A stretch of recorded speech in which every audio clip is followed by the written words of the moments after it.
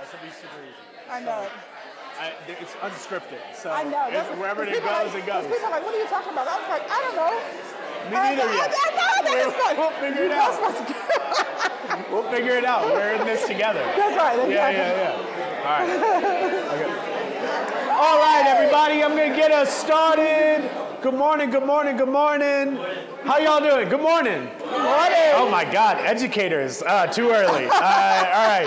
Great. I could tell y'all are all about this morning life. That's good. I'm so excited to be having this conversation.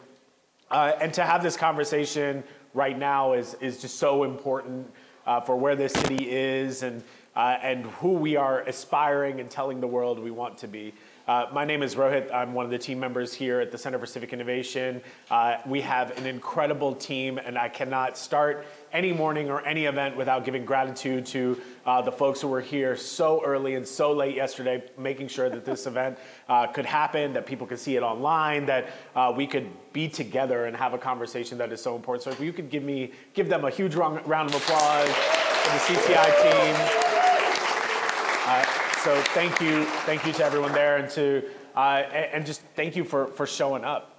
This is our 10th year. This is CCI's 10th year, which is, I'm still processing that, and I'm trying to say it out loud. There's some of you that have known me before the beard, but this is exactly how CCI started 10 years ago. These are the same chairs, actually, from that building.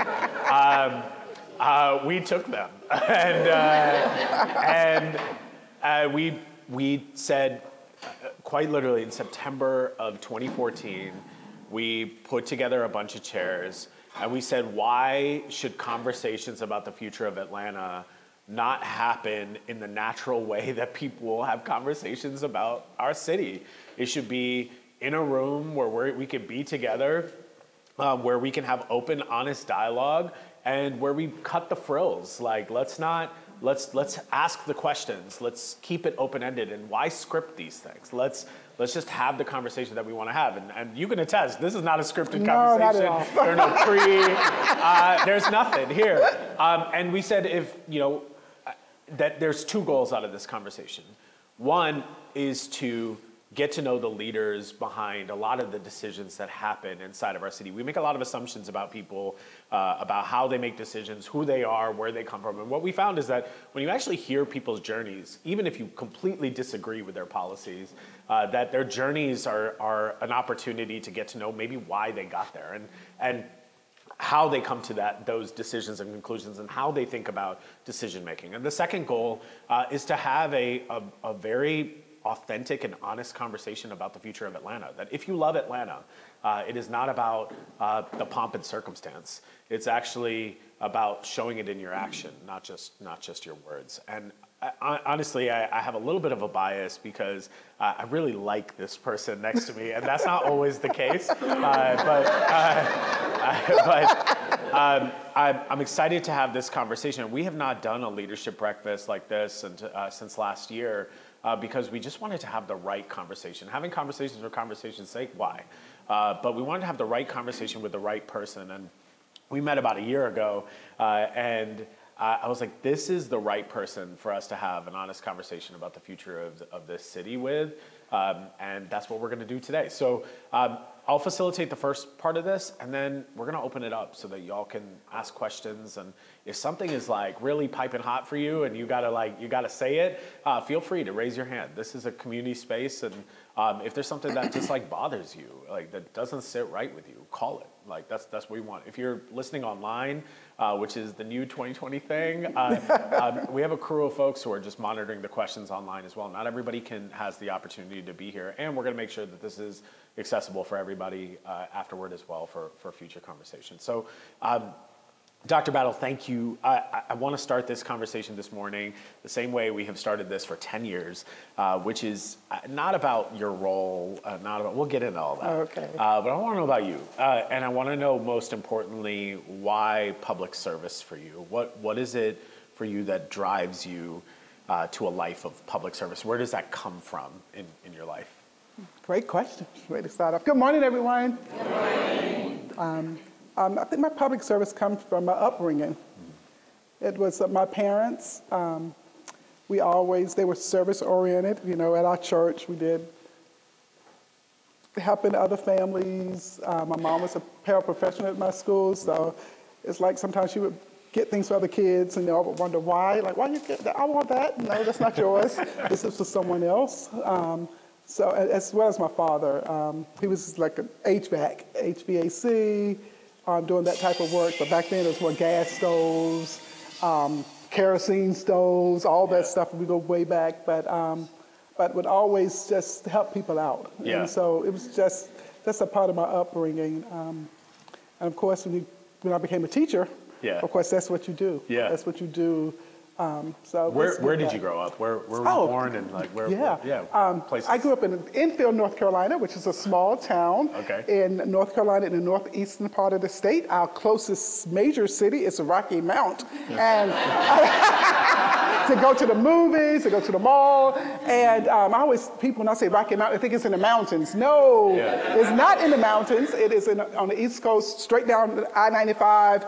So if you ever going through North Carolina on I-95 and you're about 30 minutes from the Virginia border, you can see a sign that says Enfield that way.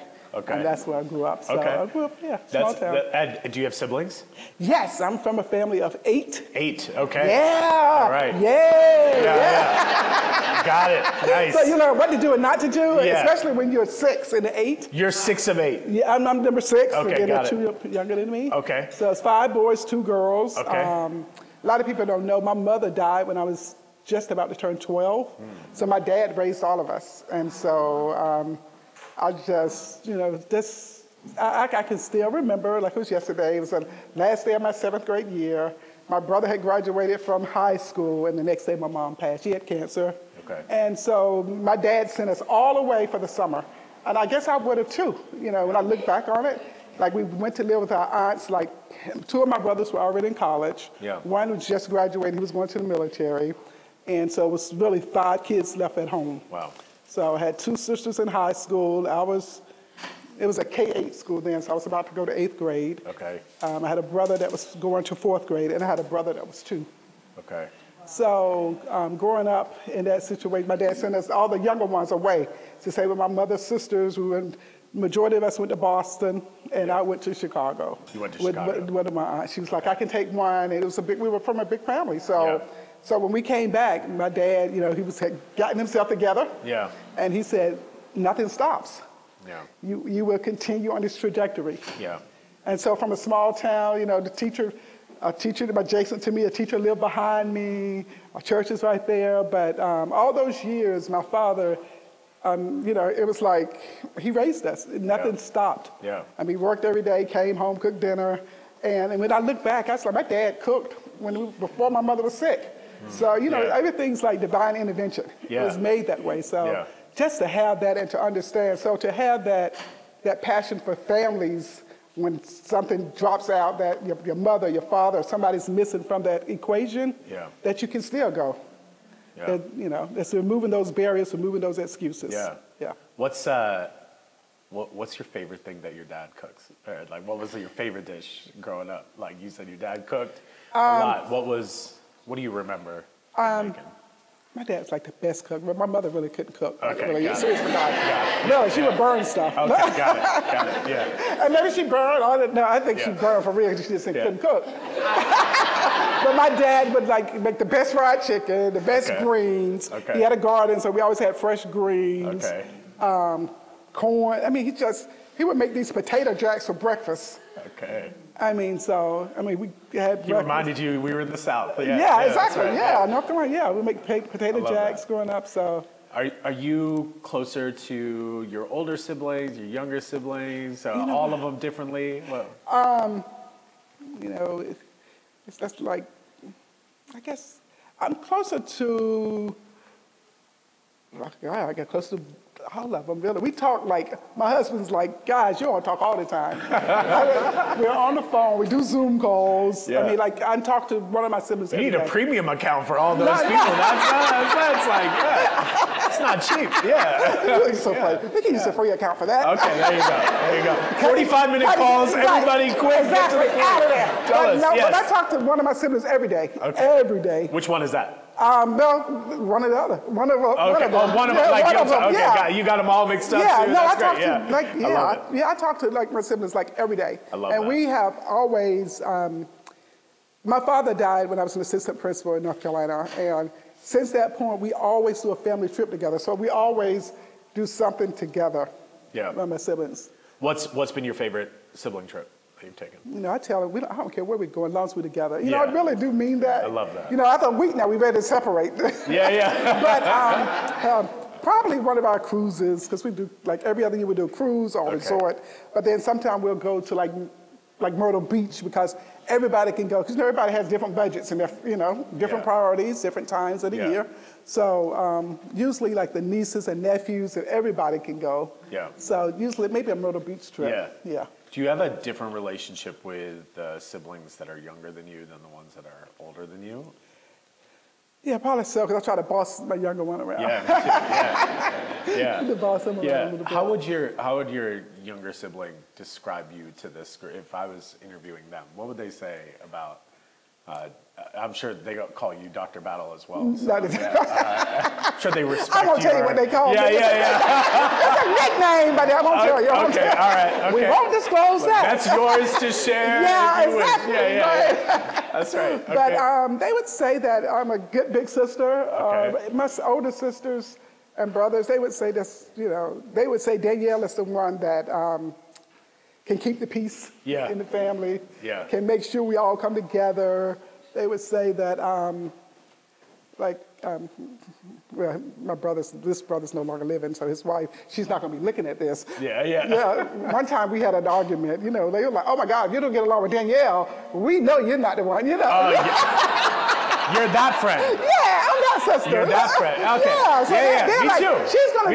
she's going to do the right thing. That's right. They always say that. That's blood. Don't do it because she's going to tell. Yeah. That's right. She's going to tell. She thinks she's a little, she's not going to do it. Like, only I'm allowed to bully. I won't do that. Yeah.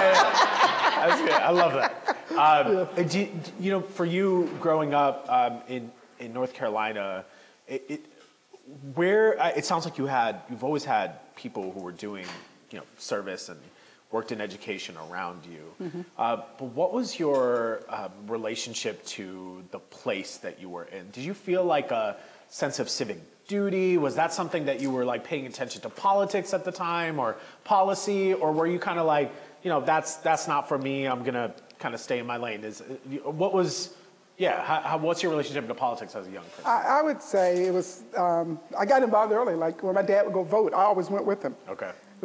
Our voting site was my elementary school. So we would go to the elementary, walking distance, we'll walk up a block to the school, vote. At that time, I went into that little booth with him where he would click the things. Yeah. So I always did that. You saw how your dad voted every time. Yes, right? exactly. Yeah. I didn't truly understand it then, Okay. but I just remember that. And then my neighbor behind me, I remember I'm in North Carolina, Mickey Mashaw was running for something, and I was helping with his campaign because the teacher behind me was helping him. So she was like, okay, Danielle, and a couple other kids, we went and helped her with signs, putting signs out. Yeah. All that fun stuff. Yeah. So I was in it early. Who was Danielle in high school? Like, what would the yearbook say about you if we were to get a glimpse into high school Danielle? It would say that, like in my high school, I was the treasurer of my senior class. Okay.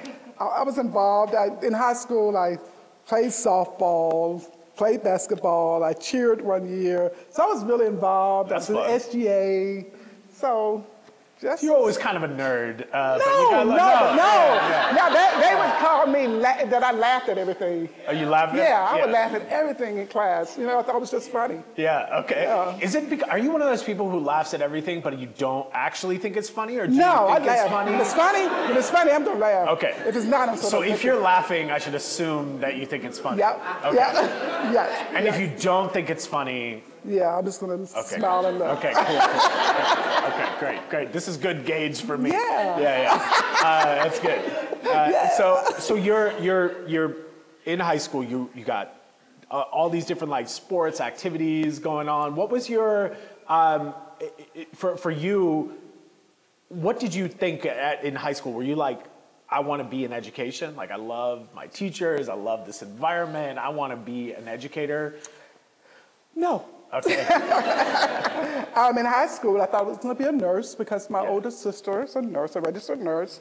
So, you know, I wanted to be like her. Yeah. You know, she had her own, she went to college, had her own place. I said, I'm going to be a nurse. Yeah. So my freshman year, I went to college. My youngest brother, who was he was in first grade by the time I went to college. Yeah. And I was going to second grade, one of those. And he got a bike for Christmas.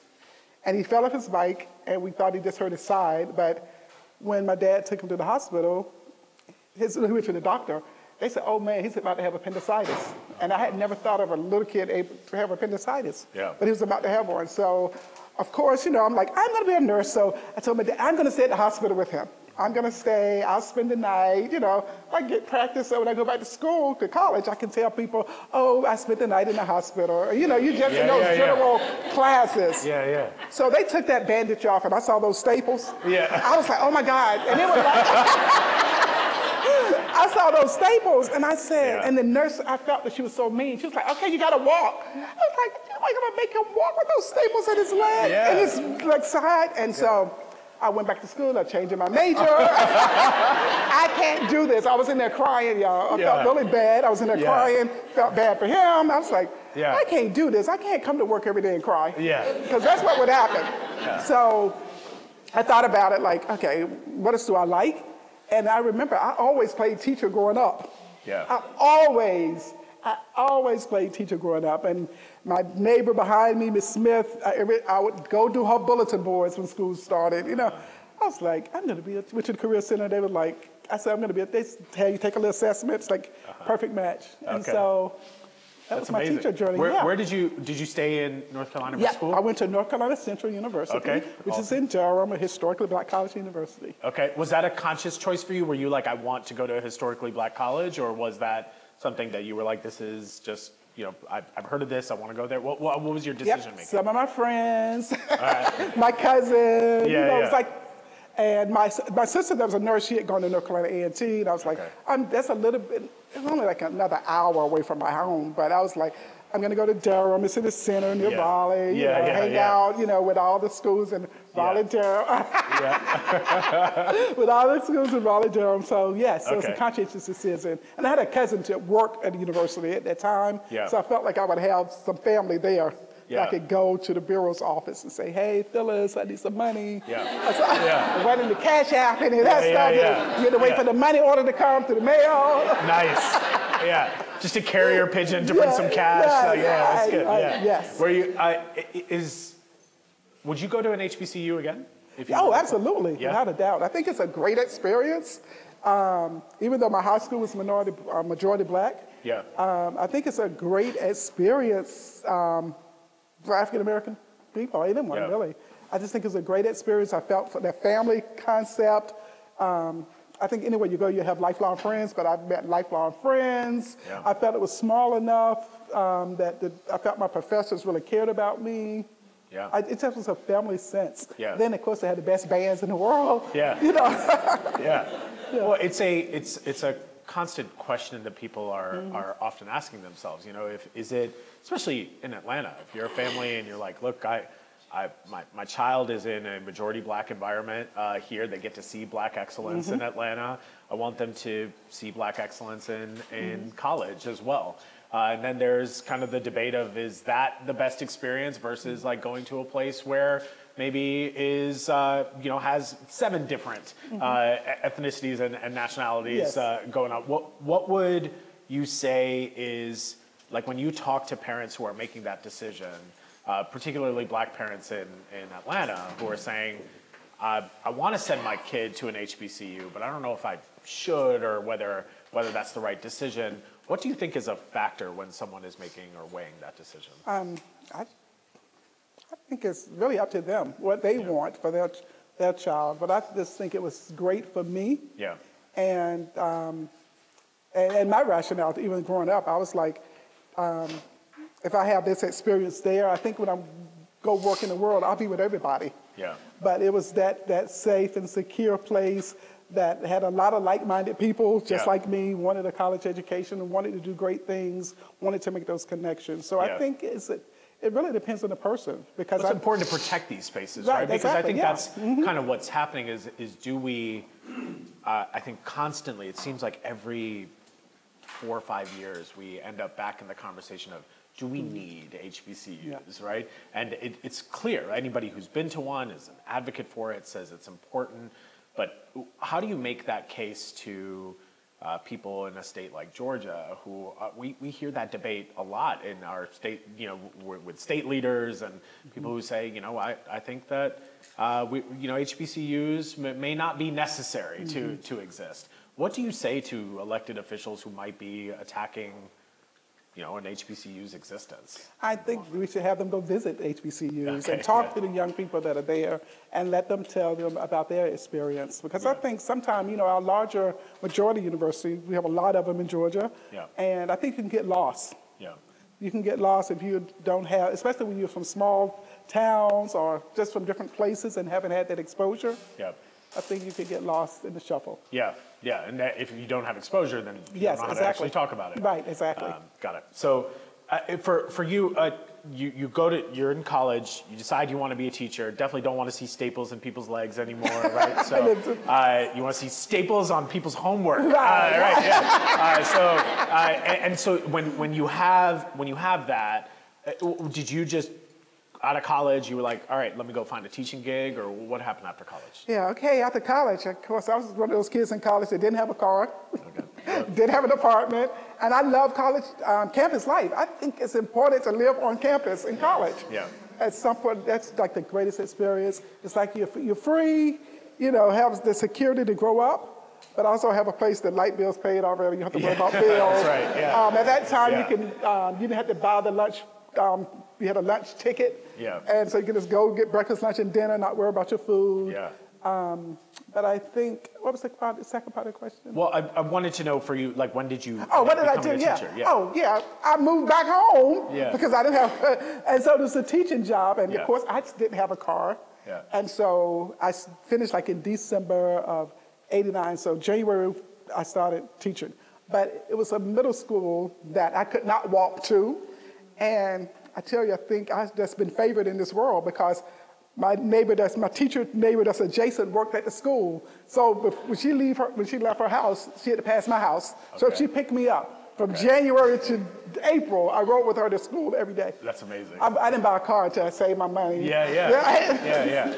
That's good. So you were you were in an Uber pool for a few. Like how long did you do that for? How long did you teach at that specific school? I taught at that school for that semester, because it was a semester. Got it. And so two of my best friends from college, we're like, we're going to get an apartment in Raleigh, and we're going to go teach in Raleigh. Okay. So we all got... What is that accent you just did? What was that?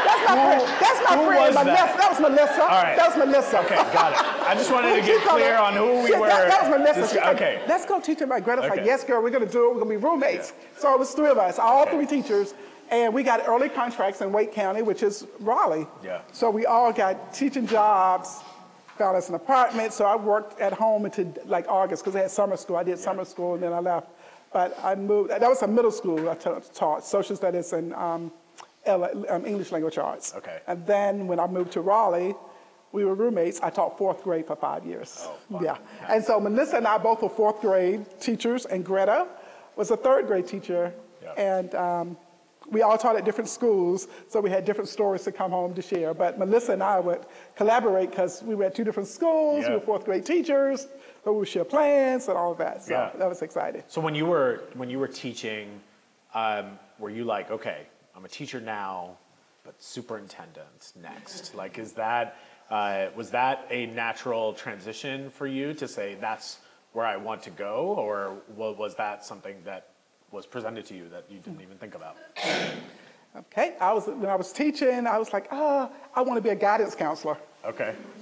And so, I taught 4th grade. I was the teacher of the year at my school, and of course it was amazing because, again, the school was majority white. Yeah. There was like maybe 600 or 700 students.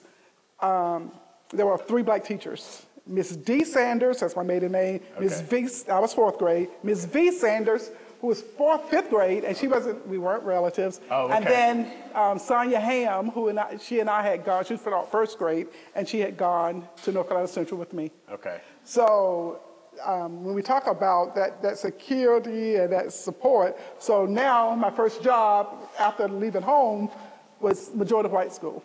I'm going to back up a little bit and talk. When I walked in, coming out all early, happy for work days, and this lady, the secretary, was a white older lady in a little town in Raleigh, Wake County called Roseville, and she said, "Who assistant are you?"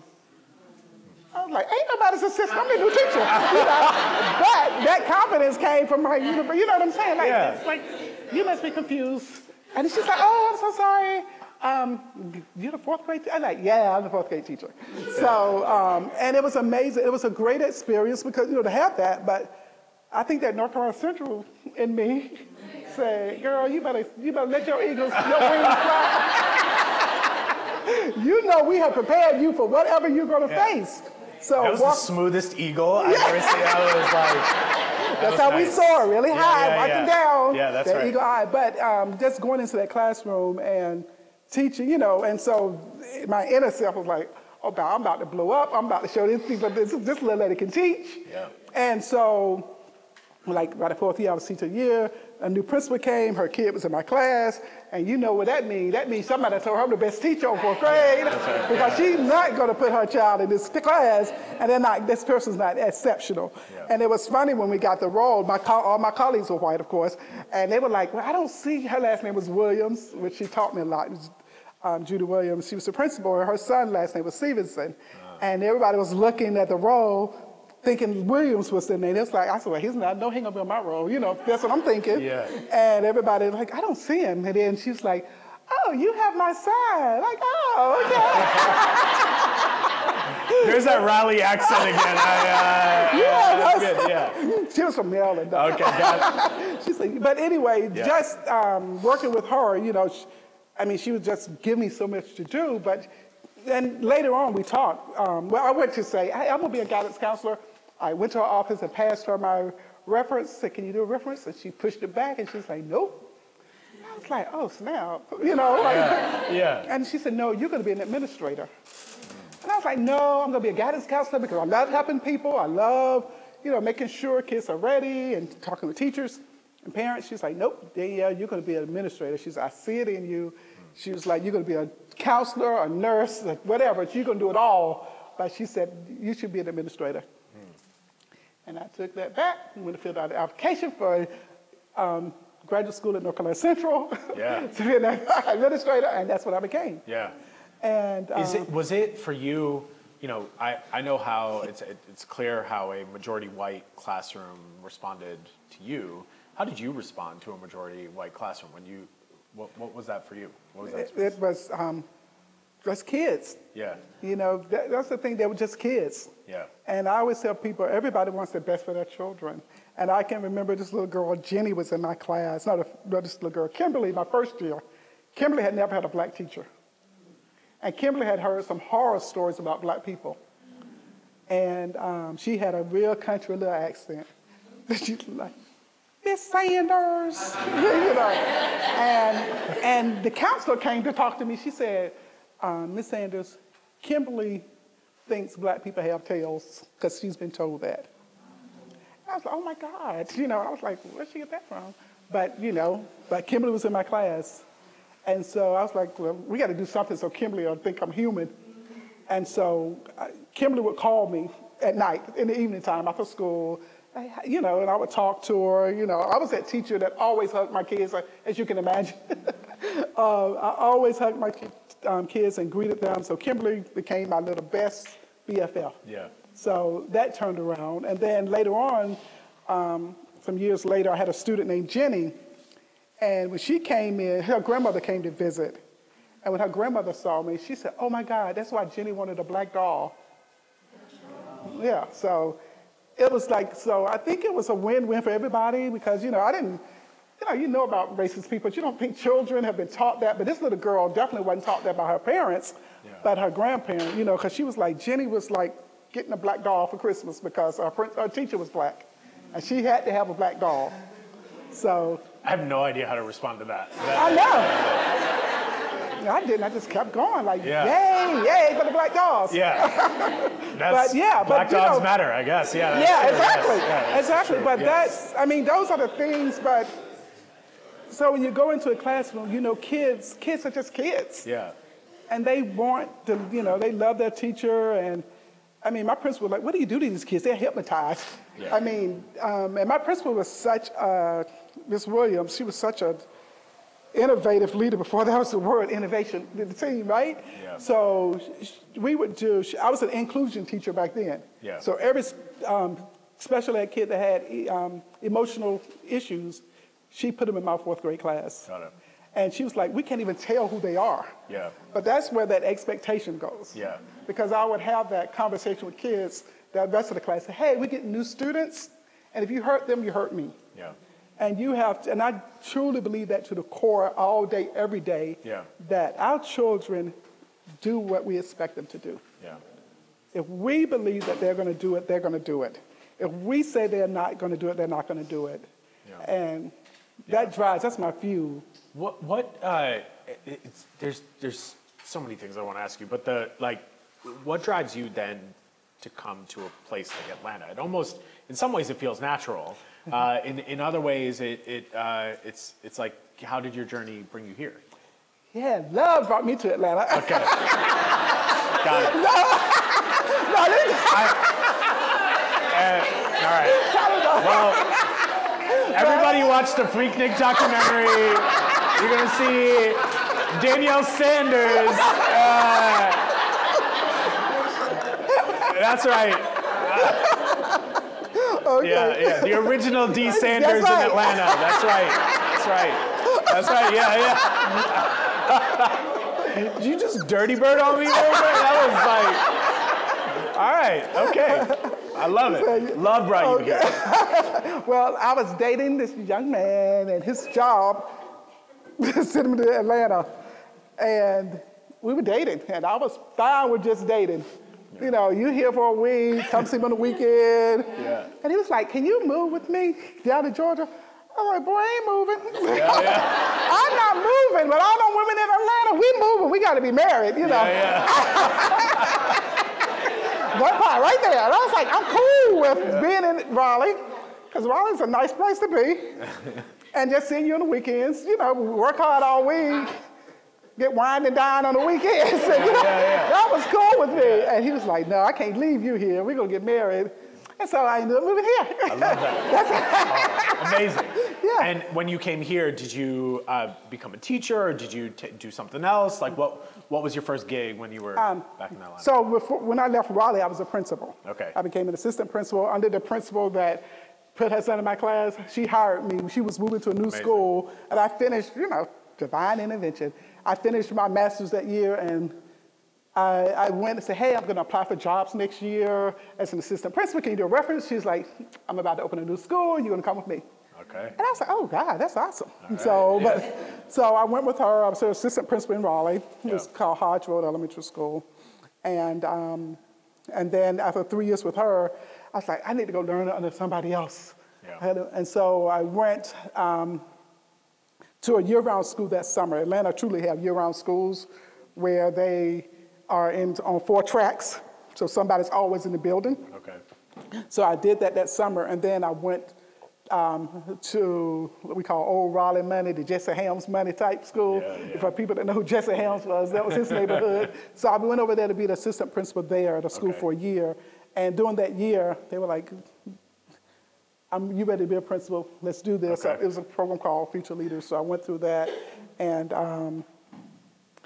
that was a school that came open. It was a creative arts and science school. And they was like, that's where I ended up. And so I was principal there for almost 2 years before moving here.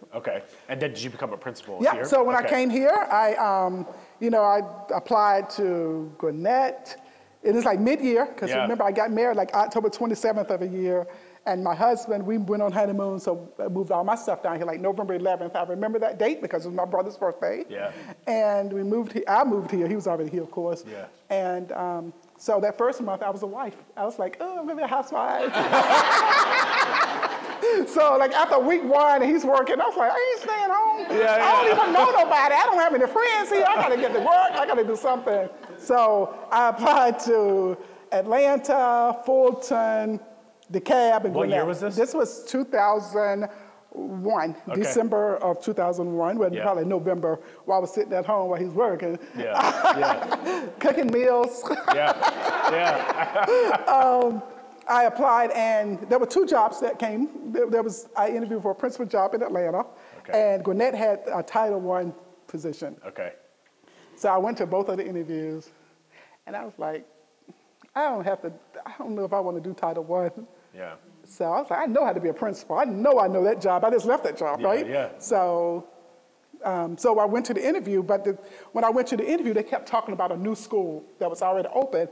But I was like, that school is not posted on the website. That's not what, it was a middle school and 2 elementary schools that were posted. And I was like, I could do either one of those jobs.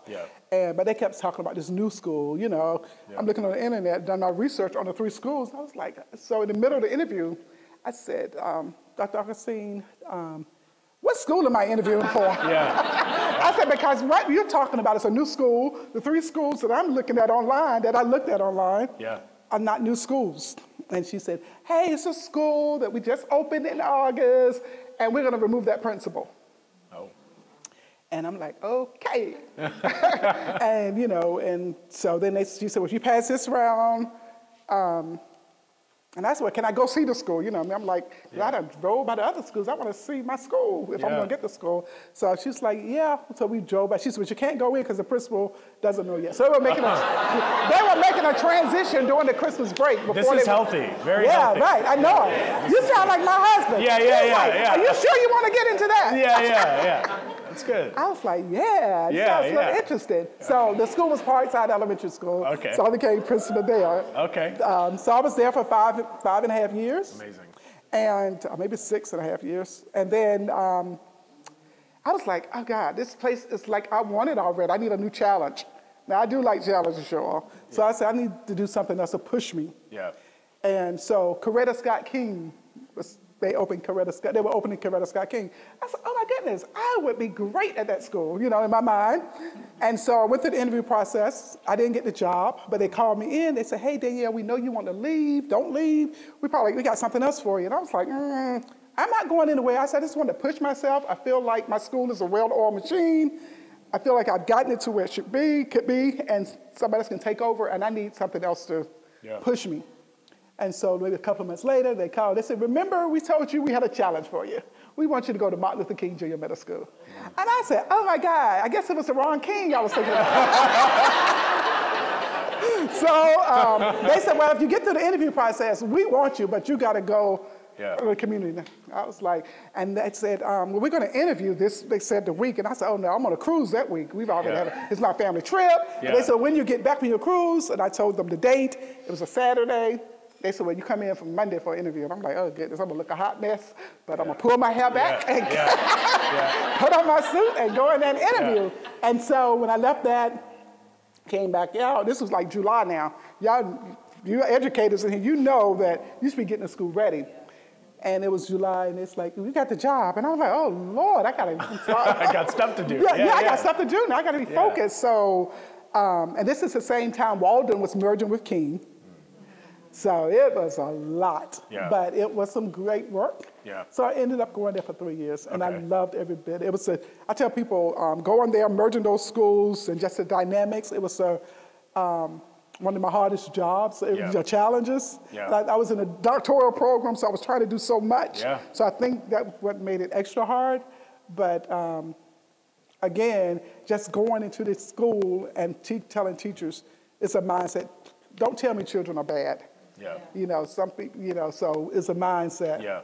And, I love my kids to the core. They were like, you wear sneakers every day. I was like, yes, this is a hard floor, a big building, and I'm going to be everywhere. Yeah, that's So I'm right. gonna be like- Yeah, so I'm going to be like American Express. Yeah, Yes, that's right. Everywhere you want to Yeah. be, I'm going to be right there. That's right. So just helping, just going there. So And where'd you go after King? after King, I became an associate superintendent. They were called executive directors then, so I Yeah. went to the central office to help supervise schools. It was a transition during the cheating scandal, so Yeah. I was one of those people that was tapped to move up. Yeah. So, yeah. Seems like that's the trend in your career. I It's know, just like, I know. Yeah. It's just That's what you're I say, tapped. too. It's like I appoint you for the Yeah, hard thing exactly. that we don't want to do. Yeah. Yeah. You know what? And I said that. I Yeah. said every step that I've made, it's like getting me ready for something else. Yeah. It's always been that. Yeah. How Yeah, long were I've you seen an it. associate superintendent? For like 10 years. Okay. Yeah, a long time. Yeah. Yeah, and during that time, I was interim chief of schools and academics for a portion Yeah. of that time. Yeah. Yeah. Well, I think the role of superintendent, one that you are the interim right now, is such an interesting role that we talk about and think about because it's the CEO. It's the it's when you think about the school systems. Okay, well, the chief executive officer, they set the vision, they're gonna set the budget and all of that. What do people not know about the superintendent role? Like, what is it that you think that, based on what you've seen from all the different positions, something that people should know about the role of superintendent in a place like Atlanta? In a place like Atlanta, you're 24/7 if you're doing the right work for children all the time. You're really on the clock all the time. I mean, if something happens in the neighborhoods, you're contacted because it's probably one of your children. Yeah. If it's in the city of Atlanta. So that's weekend life. Yeah. If a fire's at a house, that's your child too. Yeah. So you got to figure that out and make sure we're still going to get that child displaced. How are we going to make sure transportation get that child back to their base school? So it's just always, you're always on, always thinking about what's next. So I think people need to know that. Because there's the superintendent, right? Yeah. And then there's and I just know this because we just made these flyers. There's the deputy superintendent, right? And then there's chief of schools. Right. And then under chief of schools are these associate superintendents, Yes. right? Yes. And so the associate superintendents are the tentacles into the schools, Right. talking to the principals, Yeah. talking to the teachers and all Yes, of that. So the associate superintendent role is really important. Oh, absolutely. So how do you decide who is associate superintendent, and what's the difference between an associate superintendent and a deputy superintendent? Okay, so the associate superintendents definitely are people that are on the ground, boots on the ground with principals. Yeah. They should be that direct contact between the community and that school and the principal. Yeah. So you would see that. Since I've been here, they were already in place. You try to coach up everybody and maybe one I have to place in that position, but someone that have a passion for principals, someone that's been a successful principal themselves, someone that's able to connect with principals and their schools, but mainly the principal because they supervise that principal. I always tell people you're there to support but also supervise. Okay. You have to give them that support. You have to figure out that line. That means, I tell, when I met with associates last week, I was saying, hey, when we talk about all students, we mean all students. So principals shouldn't say which students they don't want to have at their school. Right. And I said, the question to them is going to be, the kids are going to be there, are you going to be there? Yeah. Because it's about our children. These are our kids' communities. Yep. These are our families' homes. And, they just let us in their space. Yeah. So just keeping people truly focused on the work, focus on kids. right there, like his shirt said, focus on kids. Yeah. Oh, I thought that was an associate superintendent. No. I was like, you need to focus on kids. I don't know if No, you... his shirt, yeah, no, but that's, yeah, I mean, yeah. That's right. Because when I tell people, I always tell people, the next time how you make decisions, if you want it for your child, your sister, your brother, your niece, your nephew, your grandchild, then you know you're making the right decision. Yeah. When principals would say to me when I was an associate, hey, I'm going to cut art for my school. I'm going to cut this. I said, does your child's school? Yeah. Does your child's school have that? Yeah. So when you make decisions on what you want for your child, just say I work here. I used to love teachers. If you brought your kids, that let me know you're totally vested. Not that you don't, like if you can't go to your neighborhood school, it's fine. But if you're coming to school, don't come to my school and go take your kids over there. Then you teach over there. Because sometimes that sends the wrong message. Not that that's everybody, but sometimes that sends the wrong message to people, you know. Yeah, no, that makes sense. Yeah. You have ultimately though, the superintendent reports to a board. Right, exactly. And that school board is elected by us. Yes. Right? So us, we the people, right? Yeah, that's right. In the 10 years that we've been doing this, we've seen a lot of there's what's on paper on the relationship between the board and the superintendent, and then there's what the last 10 years have looked like. And there's kind of a deference to what's on paper as every time I've interviewed people who are working in the school system, they're like, well, we followed the rules, we did the superintendent, we managed the superintendent, we give feedback. But what I always felt was publicly, the last few superintendents, the school board would say, phenomenal, best superintendent we've had. The way that this person cares about the kids and literacy starts with an L, and they it is, you see this performance that happens, and then what feels like to the public out of nowhere, right? What feels like to the public out of nowhere, it's now we're done with them.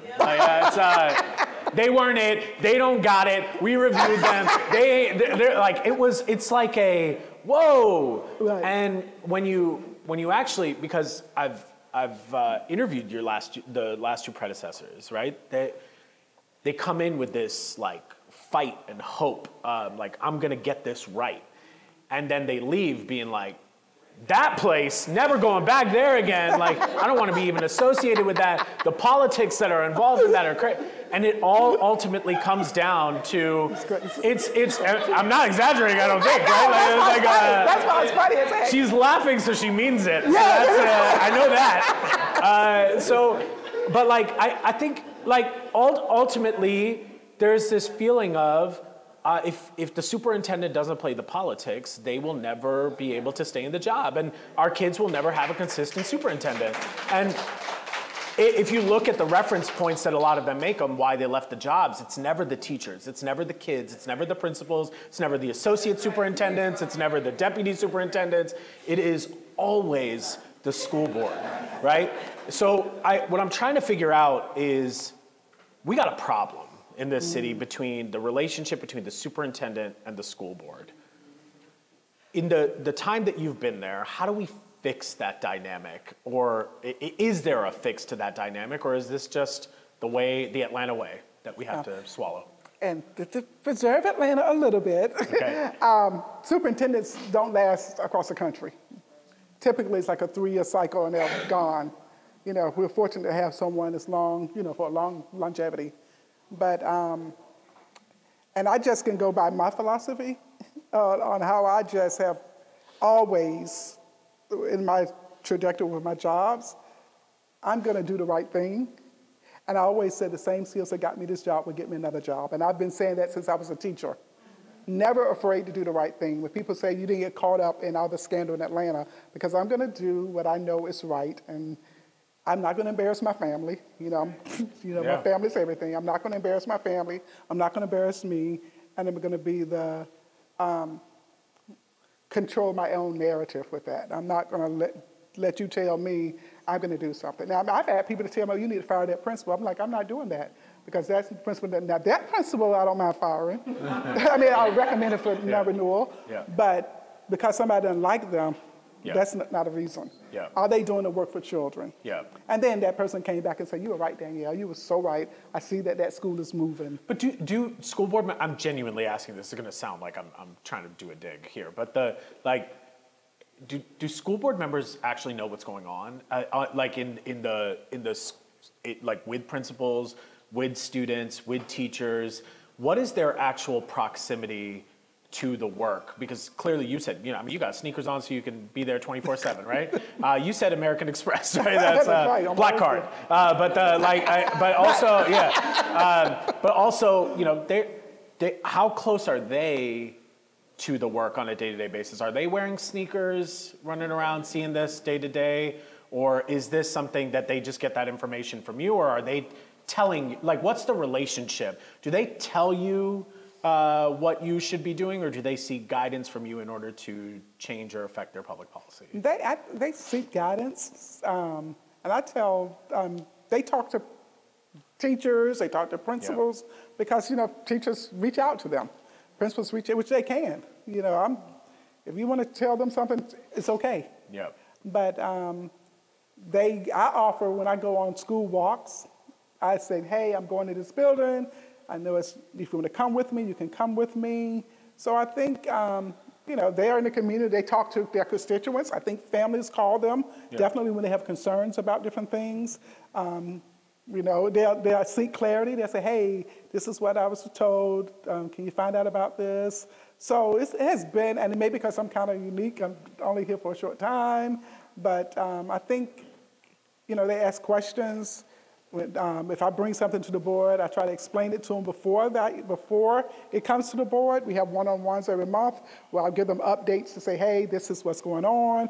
If there's an accident or something going on in the schools, I try to notify them before the media notifies them and tell them, like, hey, if a child is hurt or, something happened at a school. Yeah. They try to keep them informed. So you don't have a sniff of them kind of that politics is in any way driving their decision making. It is that what they are requesting and what they are saying about the school system is from a data driven and genuine place of I want to make this better. It's not political decision making. I can't speak to all of that. Yeah, I just know what the information that I give them. Got it. Because I'm sure some of you all have their ears in this room.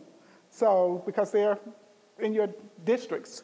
Yeah. So I can't say that. Is there you've also, you've been superintendent when we changed to having staggered elections inside of our school system too. Now, in many ways, we have a staggered election cycle for those who aren't versed on this, that basically every 2 years, there will be half of the school board is up for election. So in 1 year, it's the odd numbers, then the other years, it's the even numbers. And so last year we had a school board election, and we elected 2 new people to the school board, and then we're going to have another one next year with another half of the school board changing. What do staggered elections have as an impact on the superintendent? Like, if there's a change in leadership, does that change the priorities of the district or the school board, and does it change your role at all when there are new people who may come into the fold? No, I think it just brings a different perspective from the people that are coming in. I don't think it didn't change mine. We had 2 new board members, and I think our board, they want our kids to be successful. Yeah. When I talk with them, they are looking at their kids in their communities, saying, we got to do better, we want to do better, what can we do to help? Yeah. So I've had that behind me. Yeah. When I came in, I said literacy would be a focus, the science of reading. They've supported that 100%. They was like, we know we have to do something. Yeah. And we're going to take your lead and follow that.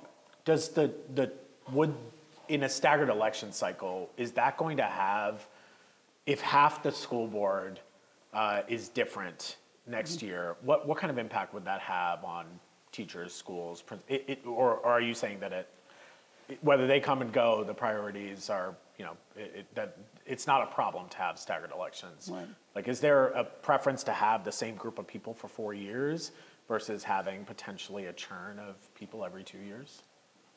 Would that be helpful? I'm trying to see how to weigh it. I mean, I know it's new that we're doing these staggered elections. Yeah. So I haven't experienced the whole cycle, you know what I'm saying? Yeah. So, I mean, my priority just remained the same. That's all I was going to say. Yeah. I don't know what their priorities are going to be, but I think they're there to support the superintendent. Yeah, got it. So their job is to, with the policies and all that, but they're there to support the superintendent in hiring someone that's going to get the instructional work done, because that's not their wheelhouse. Yeah. Yeah.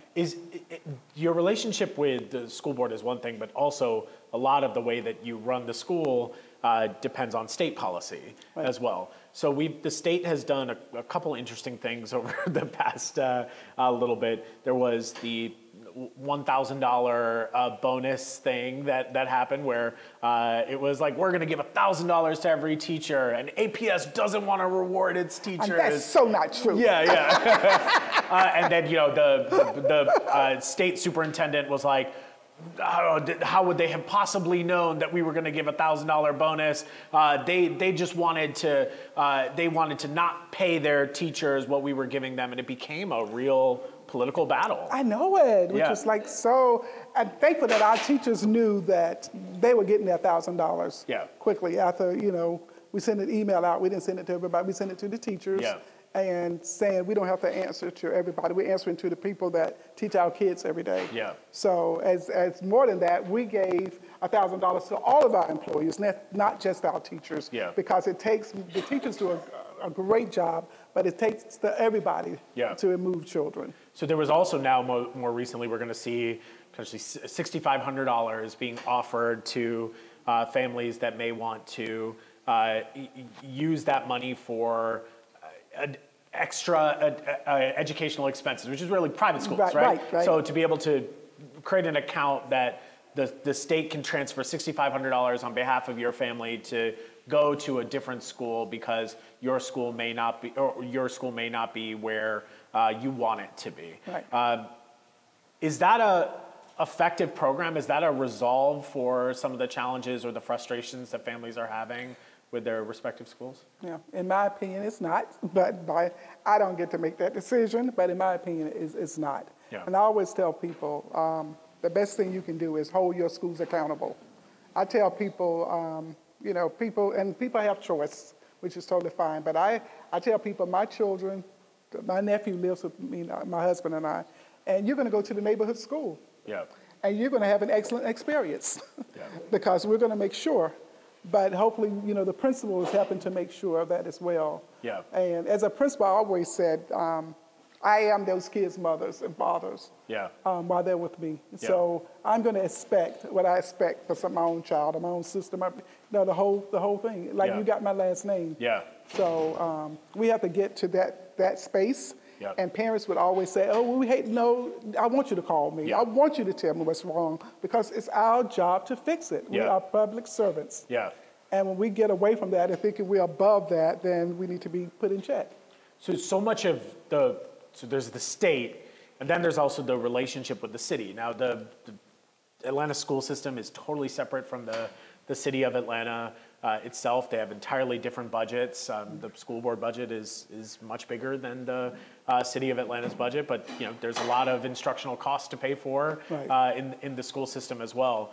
What is the ideal relationship between the school system and the city of Atlanta? Because the city of Atlanta often uses the school system in talking points to be like, we need to do this for our education system, and we need to do this for our young people, and they'll have a year of the youth. But you have year of the youth every year, right? That is for you.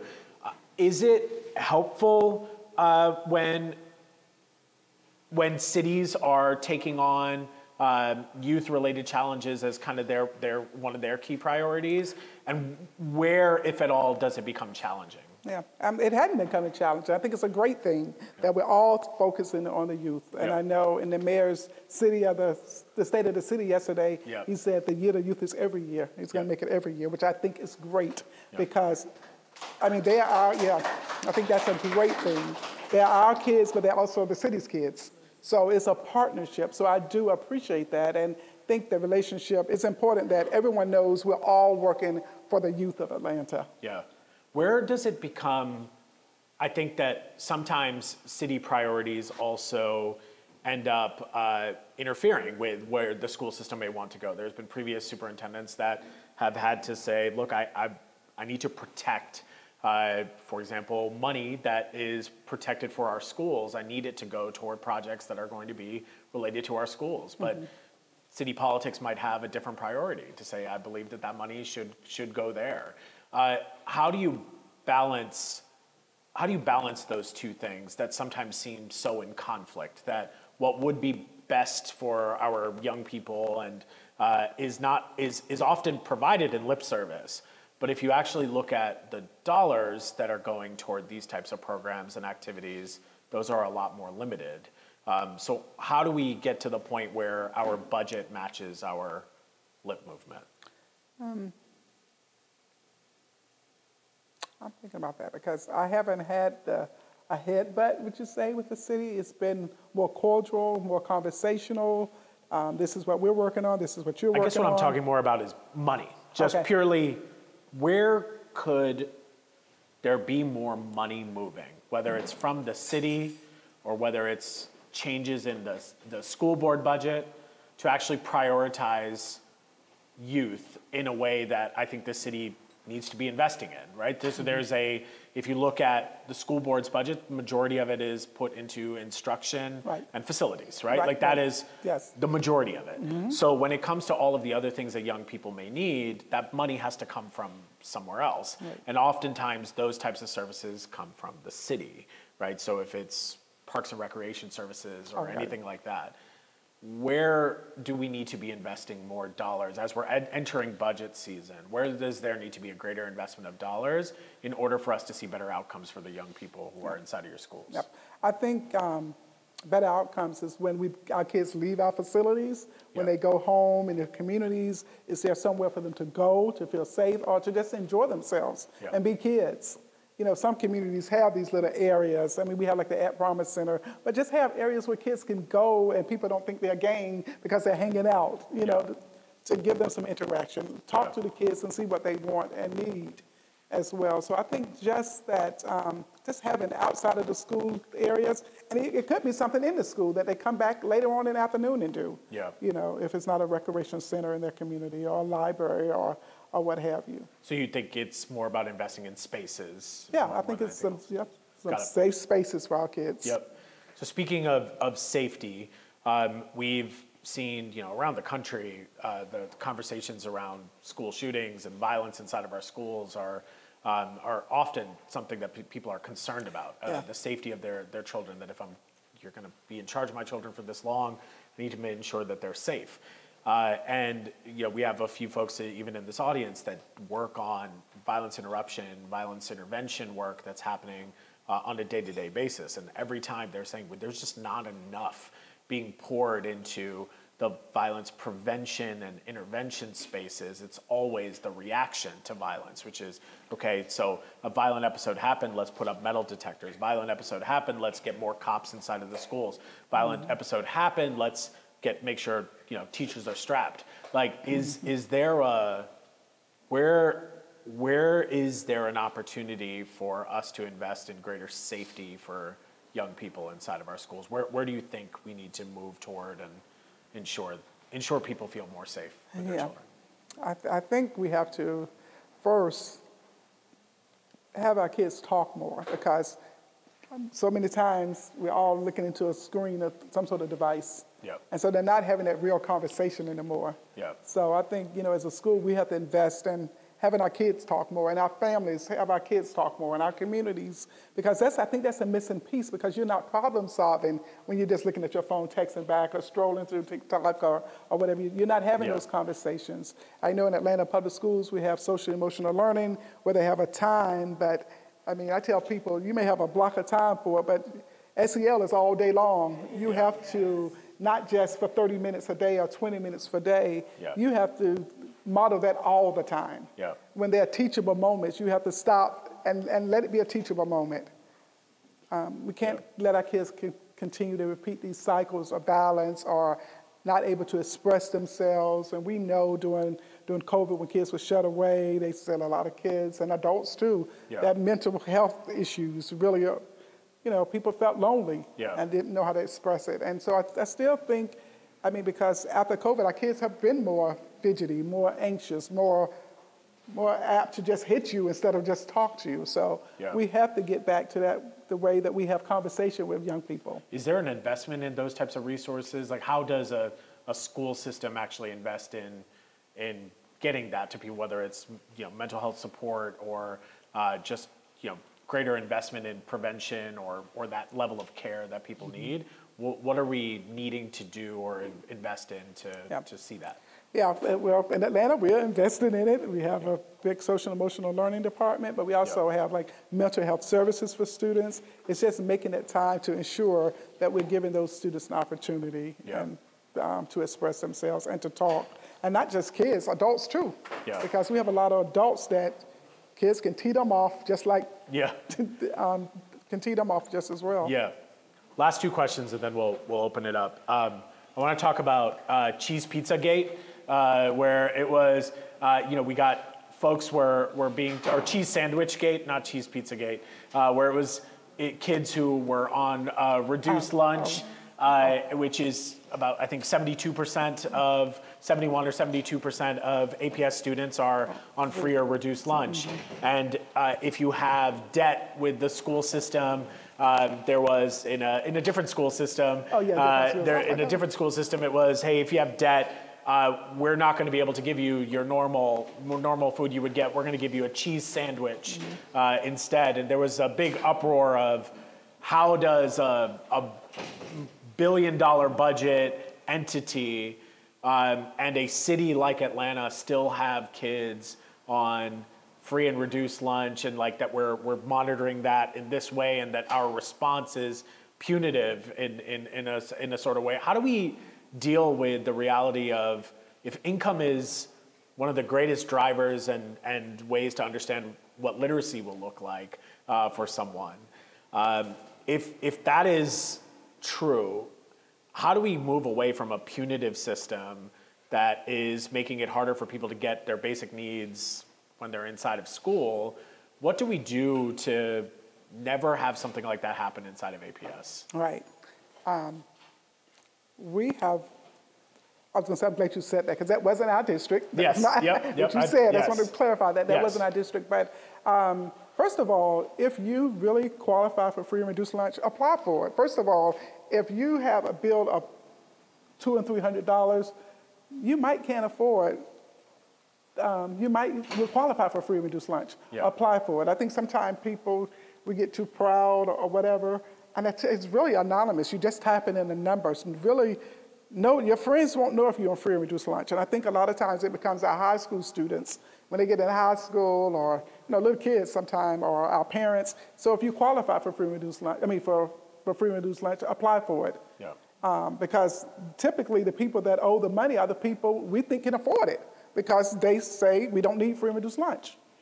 So just making sure we connect with those families. As well as, we have some safety nets. We're going to give you a full meal in our district. There was a reliance in that situation on philanthropy to come in and try to support and save it.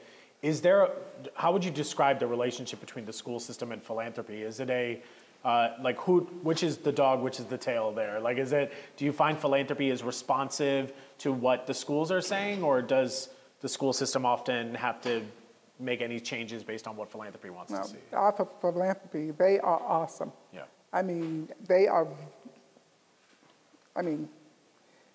They treat Atlanta Public Schools very well. So we have great partners.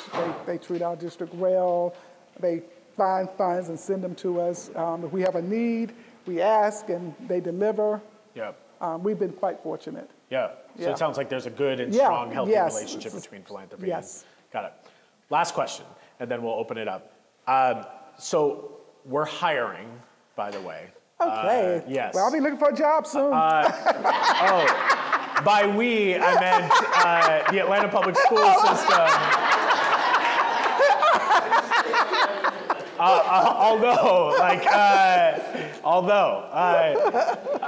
How's your graphic design?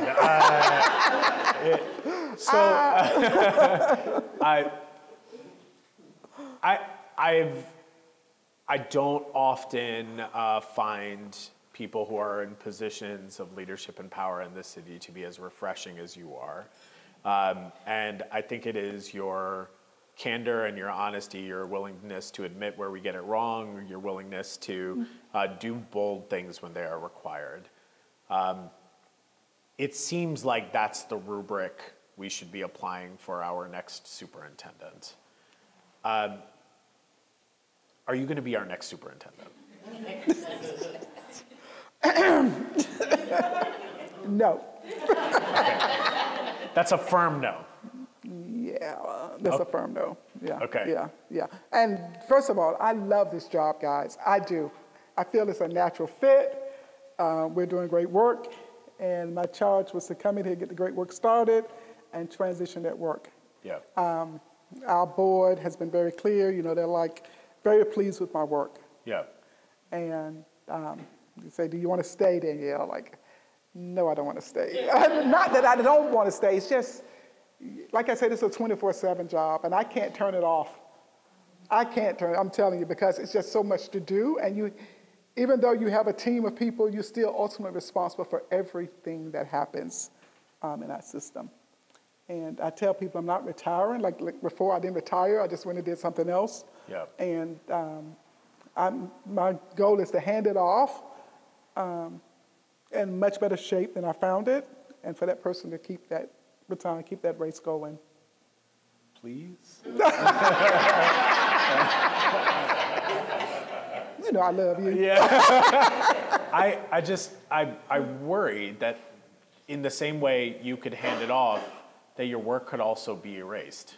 It better not be. I'm going to watch it. Yeah. Okay. We'll come back to that. Okay.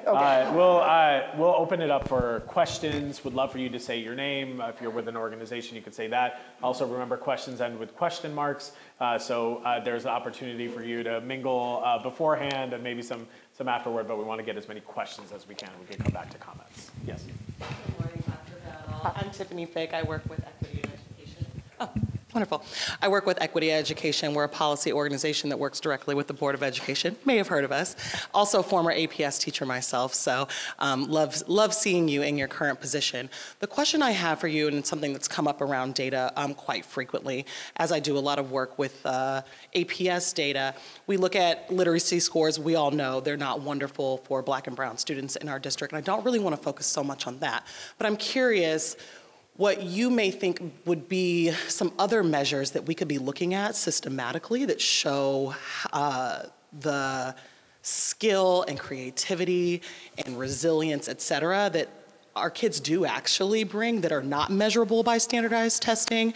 As many of you know, the New York Times, I think, did a piece a couple weeks ago that the only thing standardized tests tell us is that poor kids don't do very well on tests and that kids with income do. And so I'm just curious of what could be something innovative that we could be looking at in terms of measuring, because I think that it can be, sometimes we don't see the bright spots, right, because there isn't anything to measure against that. Okay. I think that's a great question, because you're right. Every child has a talent, and it's our job to find it. I was fortunate enough to be a principal of Creative Arts and Science Magnet School in North Carolina, and in that school, every child had the button that said, "I'm smart." We used Howard Gardner's multiple intelligences.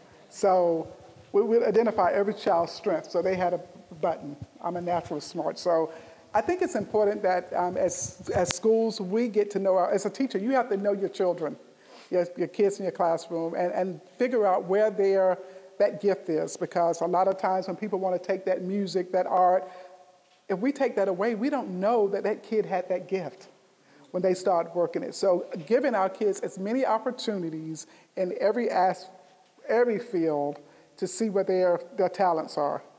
So I think we have to do that. We have to be very intentional about that. And so Atlanta, like a lot of schools have stopped having band in elementary school. Some kids are so musically inclined, it's amazing. Or some kids are just natural athletes, or natural gymnasts, or natural swimmers. So just making sure we provide those opportunities for our students. I think that's so important.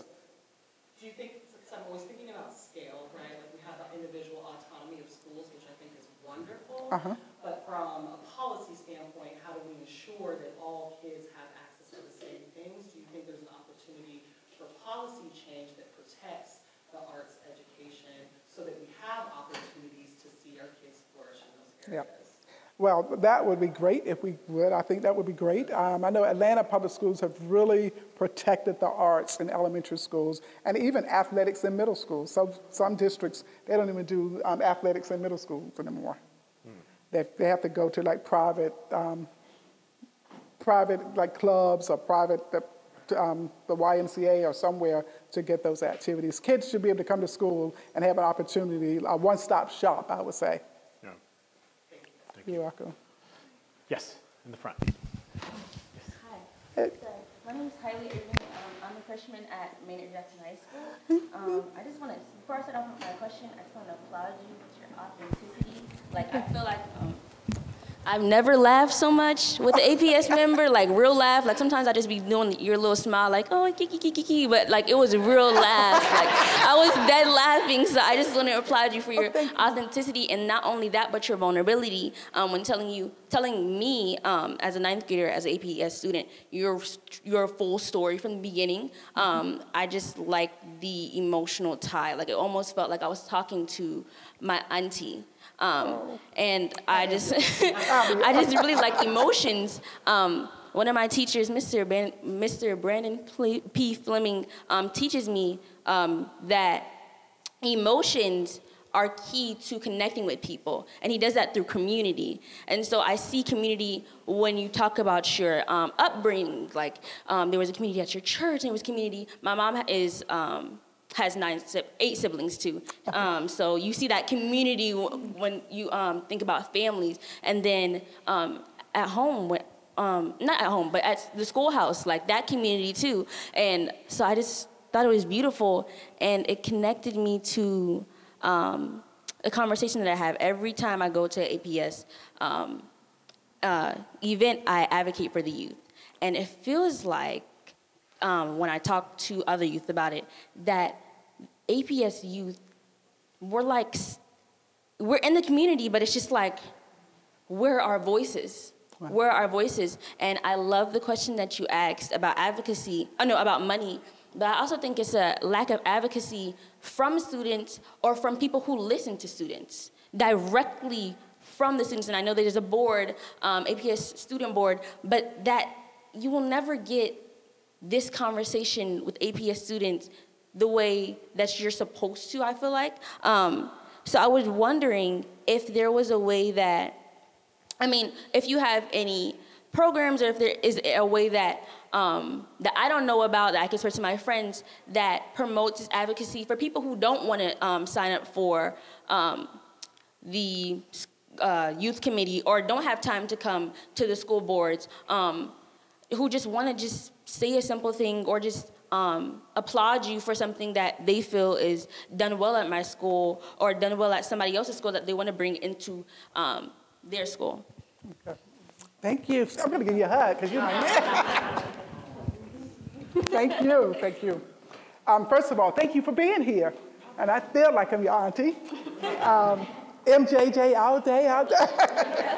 So I appreciate that question, because we do, like you're right, we do have a superintendent student advisory that I meet with, and I go to those meetings every month to talk to students. But also, someone reached out to me and said, hey, Dr. Battle, can you come talk to, listen to some kids at Carver? Because, Carver building is two schools on one. So I'm meeting, I think, right after spring break with kids from both. And my request was, I don't need your top kids. I need kids that, when I go to schools, I tell people, find me the hellions, the kids that tear up the place, because I need to talk to them, because those kids need to feel they have the superintendent's ear as well. And that's where I think we missed the mark. A lot of people won't, I'm always asking, I've always asked, I need the kids that, because I went to a school and the principal had all these kids. I said, y'all gonna be okay, where are the other kids? I need to talk to the kids that really can tell me what's going wrong, what's going right, and then just be raw about it. So I appreciate that. So anytime there are kids that email me, and Sandra is my administrative manager. That means she manages my camera. I send that email to her, say, put that kid on my calendar. A child emailed me. I said, I'm going to have lunch with them because I want to hear what they have to say. So that was me, by the way. No. Please. Because and I was like, we're going to the school. That's when I go to that school, making me 30 minutes or 20 minutes to sit down with this child, this young person, who was a high school student, to hear what he had to say. So I think it's important. But I'm very intentional about talking to all children. I tell people, all means all. Because we know our top kids, I tell parents all the time, your child's gonna do fine regardless of where you put them. So it's not the school, it's what you all have done at home. Now we raised the bar, but let's be real. If you're in this neighborhood, support that school, make that school better, demand more of us. We have a $1.2 billion budget. Make us do our jobs every day. So I just want us to always keep that in mind. You know, you want to be with your friends and all of that, but then I tell principals, people got to hold you accountable, and you got to hold yourself to a high standard. If no one wants to come to your school, what are you doing out there recruiting kids? Yeah. I tell people, we're in the recruiting business. You don't realize it, but you're always recruiting kids for your school. Yeah. You can't say, you don't have that luxury, like, oh, I don't want that child. No, you want that child because that same child, mother works at the airport when somebody flies in. Go to my baby's school. We love their principal. You know how they do. They do this, they do that. So Atlanta Public Schools, we have to do, that's one thing we don't do well. Yeah. We don't tell our story. We have a couple of schools everybody wants to transfer to. And I have said this from the day I walked into this district. Every schools have excellent teachers. And every school has some teachers that need to leave. Every school. So when you're saying, oh, we're going over here, no, we're staying right here and you're going to give a great education. Yeah. You're going to do right by the children that you serve. We're all paying taxes in Atlanta Public Schools. Y'all pay a lot of taxes. So expect excellence. Yeah. Don't let us off the hook. Right. Come in and say, this is what we need. Oh, yes, go ahead, yes. No, it's good. You knew. First of all, I want to say thank you for coming here today and sharing more about your personal story. I've learned a lot. And secondly, I, like Rohit, I am having heart palpitations about the thought you leaving. Because since we've had such a turnover with superintendents, there's been a domino impact, particularly on the schools in the side of town we work on, which is on the west side of town. So what can we do to make sure that the superintendent hiring process, is not as opaque as is felt as a City of Atlanta resident? Okay. I think I know our board chair did an update at the last board meeting. Yeah. So and we have another board meeting coming soon. So I definitely, if you would tune into that, if you can't be in person, it's online, to tune into that because they give updates. They give updates so often. Or you can even call the board office and they can give you an update. But just know that I know that they've started the search. Are you on the search committee? No. Why? I don't know. And I think probably because, and this is just my guess, probably because it would be very unconventional because in the past, usually a superintendent is leaving, it's not going to be a great relationship between the person. But I tell them all the time, this is going to be a smooth transition because I want the person to be extremely successful because I love APS. I believe in APS. APS grew me, and so it's my job to continually give back and grow APS even more. So I'm not, but... Yeah. Think we have an idea. Yeah. Yeah. It's refreshing. You already know that you are not looking to have a full-time opportunity with us, which, obviously I'm sure about that. But if you are leaving in good relationship with the board, why not have your expertise to identify the people that have the same granular skill sets that you have with regards to having intentional relationships with not only our kids, but also our communities. So I think that that's a skill set that maybe only you would have, given the fact that you were a teacher, you were a school administrator, and now you are a system-wide administrator. I think that's a different lens that potentially they may not have and cannot identify if a potential candidate has those same skill sets. Yeah. Well, one good thing, they do have a community panel. Yes. And that they give the lens of a lot of people. So, but I hope I've modeled myself. And when they go into the room, that they, pick some of those qualities that I have for the next superintendent. Because I think that would be a great match for them. We'll just get a couple more, and then right in front of the camera. My question, and I'm an APS graduate, I've never paid for college tuition, and I'm stuck in government, and I'm running for Fulton County Commissioner, but my actual question was, how do we create a new department to figure out persons like me that are minorities that don't pay for universities? How do we actually track our success, compared to because I matriculated from Georgia State University, it's a public school, versus like West Westmoreland, who's on the City of Atlanta Council, who matriculated from Princeton University. I just want to figure out what type of department we could create to figure out where persons like me are. And I'm stuck in government. I'm running for Fulton County Commissioner, District 6, John Jones. But I just want to figure out, is there a way that we can track the success of Atlanta? Persons like me, who my parents are from North Carolina and Pennsylvania. And basically, I've never paid for college tuition, and I'm working with the University System of Georgia to create a new graduate program for Hope Scholarship. Okay, thank you. We do have a partnership with Achieve Atlanta, and they are doing part of that work that you just mentioned, tracking our graduates once they leave, because we do a good job of getting kids out of school, but what actually happens to them when they get out of school. So we have a partnership with Achieve Atlanta, and what they're doing now, they're adding that tier. They've added that tier where they let us know where our kids are, tracking them through college, and then after college. Their next step is to ensure that they land a job in their major, because a lot of kids, we see some kids graduated, and then they work in a job that doesn't require a college education. We want them to be able to use that degree that they have and make that connection, connect them with a workforce, to have a job that can be prosperous for them so they can afford to live in Atlanta, to come back and live here. Thank you. Yes, right next. Yes. Sorry, I got you next. Hello, Rob Johnson, actually with Community of Hospitality that owns this building, and so I'm landlord here for the day. But like Rohit, 10 years ago, here in Greater Atlanta, we started organizing what is now called Compassionate Cities Greater Atlanta. And City of Atlanta, City of Decatur, now Fulton County, DeKalb County have all adopted the Charter for Compassion that's going all around the country. We held an event at the Carter Center, had 350 people come, and we just asked the simple question: if Greater Atlanta were to become more compassionate, what would it look like? What would have to change? And it was a World Cafe conversation, people divided up, da-da-da. One of the #1 topics that came up, if we were a more compassionate place, there would be less bullying in the schools. And ever since then, the question has been, how do we address that? My question to you is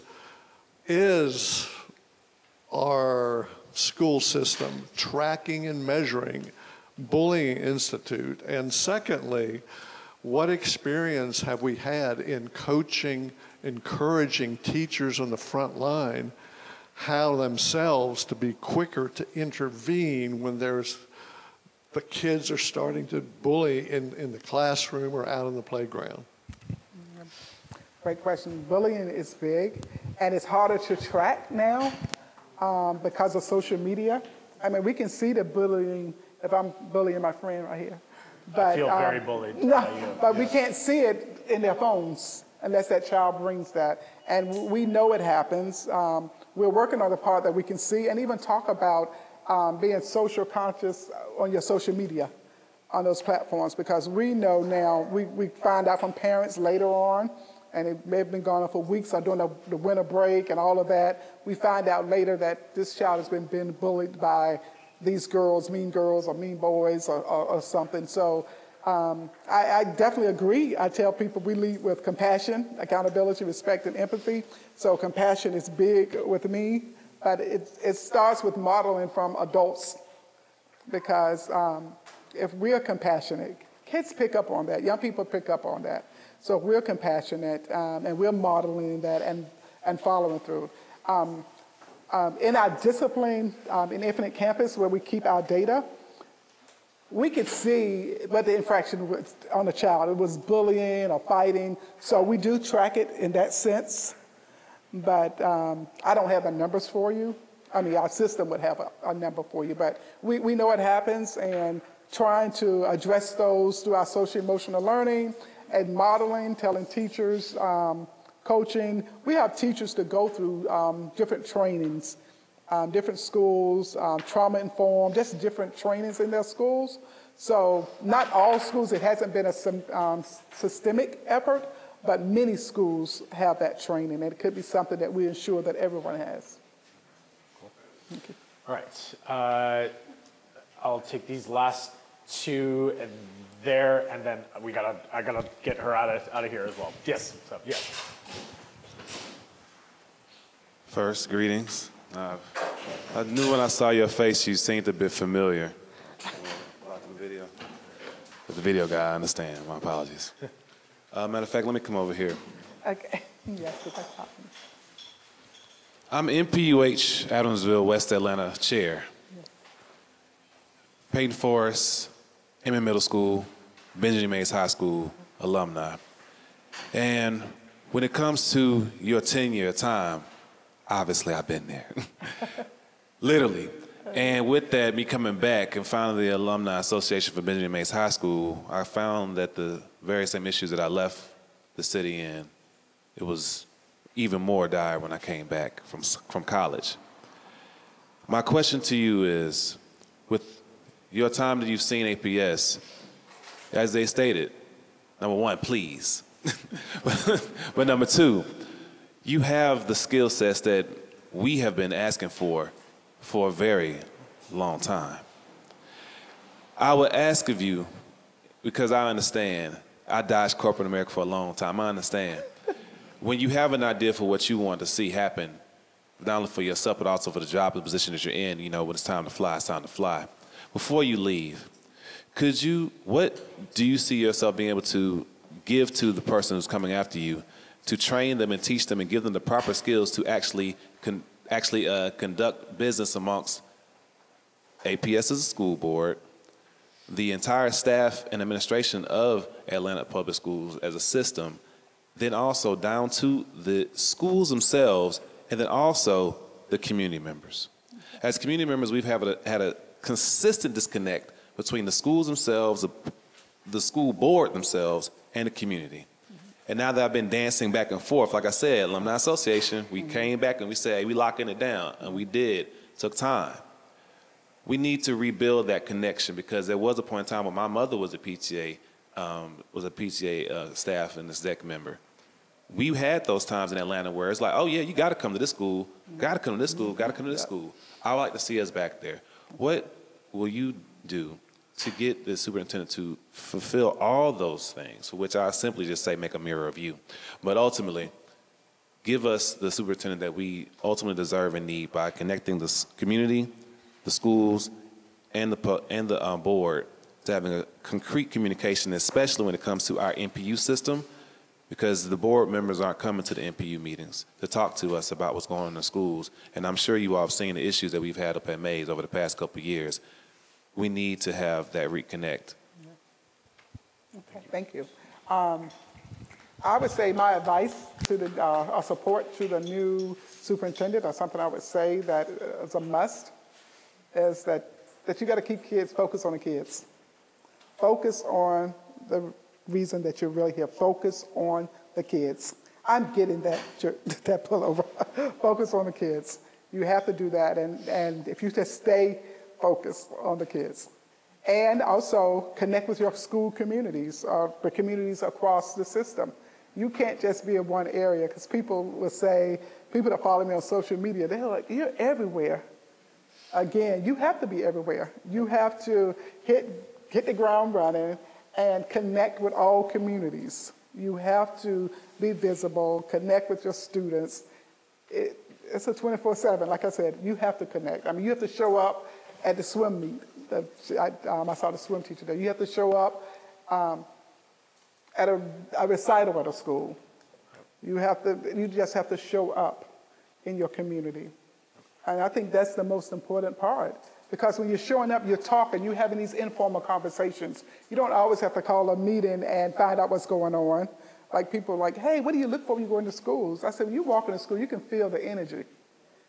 And you can see if the kids are interacting with you, if the kids are talking. You can tell a lot by going into a building. So just making sure that they keep the foot on the ground, because I could be in meetings all day, every day in this job. But I was like, I got to focus on the kids. I got to get to some schools. I always say that. They're like, hey, I'll see you at 5 or 6 o'clock, but I need to get to some schools. It's important that the people in the schools see you, that you're touchable, that you're a part of the work, that you care about them, to tell them how much you appreciate what they do, because it is hard work, that if you're really in it for it. So just making sure they keep their focus on the children. When we do that, if you're taking care of children, parents are happy, first of all. When you're giving their kids what they need, so you won't have those parents yelling at you or calling you or whatever, or they'll call and know that you're going to come up with a solution. I used to always say, if everybody got to call the superintendent, that means other people aren't doing their jobs. So just helping them to understand you're a part of that equation. I might be the face, the superintendent might be the face of it, but you're the ones that's doing the work. We truly appreciate that. Yeah. I just got the signal that we are way over time, so I want to be really respectful of the fact that you got to be with those kids and you got to be at those schools and all of that. I first want to give you a round of applause for your time.